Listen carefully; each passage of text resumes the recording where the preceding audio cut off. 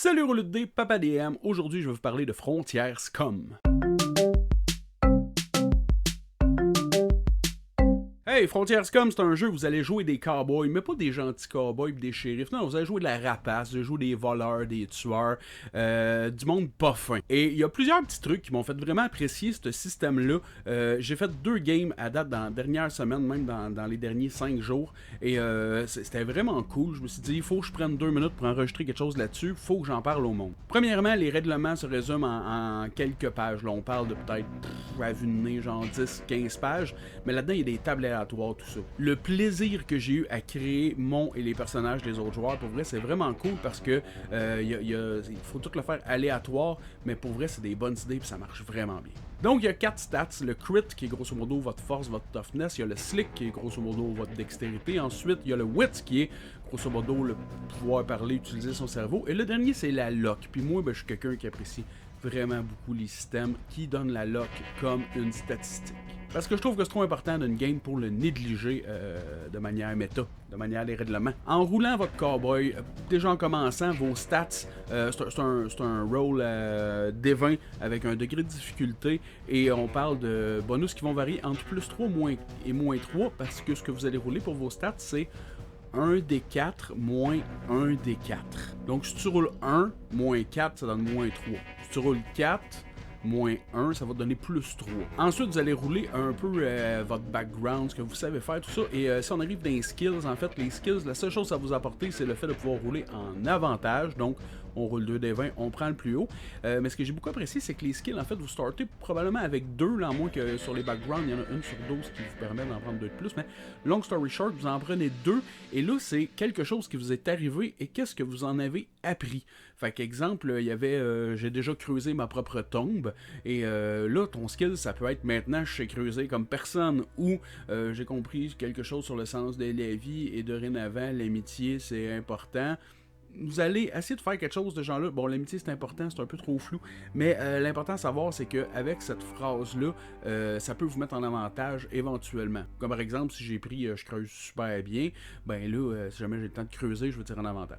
Je pense que tout le monde me suit. Vous avez aussi un house. L'house, ça, c'est quand que vous allez rater votre jet, vous pouvez juste dire j'utilise mon house et rerouler. Et ça apporte une petite règle que je trouve vraiment chouette, c'est que si vous roulez un 20 naturel pendant que vous êtes dans votre partie, vous avez le choix de prendre un house ou prendre un skills basé sur l'action que vous étiez en train de faire. Par exemple, vous roulez un 20 naturel alors que vous êtes habillé en curé en train de faire un speech devant du monde.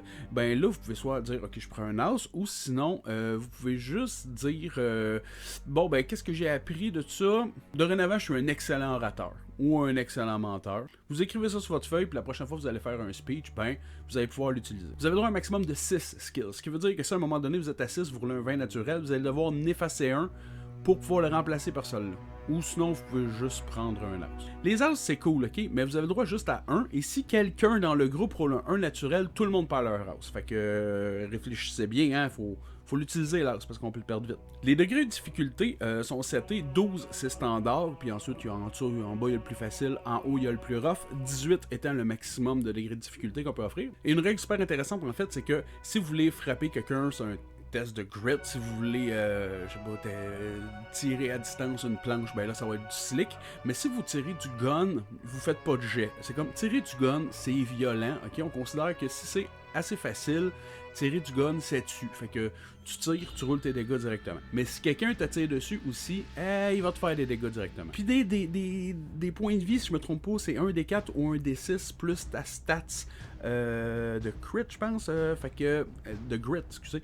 Fait qu'à ce moment-là, il y a personne qui a beaucoup de points de vie. Fait que ça peut être vite mortel comme jeu. Mais c'est pas grave parce que vous avez un chapeau cowboy. Et quand vous prenez des dégâts, vous pouvez dire je sacrifie mon chapeau. Puis là, au lieu de vous pogner dans la tête, tu pognes le chapeau qui vole au vent et vous venez d'éviter tous vos dégâts. Petit truc chouette avec ça, c'est que pour ça, tu peux aller voir ton chapeau, tu fais un jet de chance et là, ben, ça se peut que ton chapeau soit encore bon. Un autre truc vraiment stupid cool, c'est vraiment le fait que tu vas rouler ta monture. T'as-tu un âne, une mule, un cheval de course, il y a comme du choix Puis après ça, vous allez rouler son nom. Et une petite façon de rouler son nom, c'est intéressant que en tout cas, tu piges, puis ils vont dire un adjectif plus le nom de quelque chose qui a lié dans le climat, puis tout. Fait que ça te permet de composer quelque chose de cool. Et tu vas aussi choisir qu'est-ce que ton cheval aime. Comme une table avec plein d'options. Puis tu peux dire, tu roules là, mon cheval, moi, il aime ça tourner en rond, ou il aime ça mâchouiller des souliers. Fait que ça donne un peu de personnalité à ta monture. Puis pour vrai, c'est surprenant la création de personnages, comment c'est le fun, comment tu découvres, comment tu peux faire des liens entre ok, ça c'est pour ça, mon cheval fait ça, ah c'est drôle, ça marche avec ça, tu sais, c'est vraiment vraiment cool. Bon, c'est tout, j'avais juste envie de vous en parler vite vite, là, faut que j'aille travailler, fait que ciao bye, roule de dé.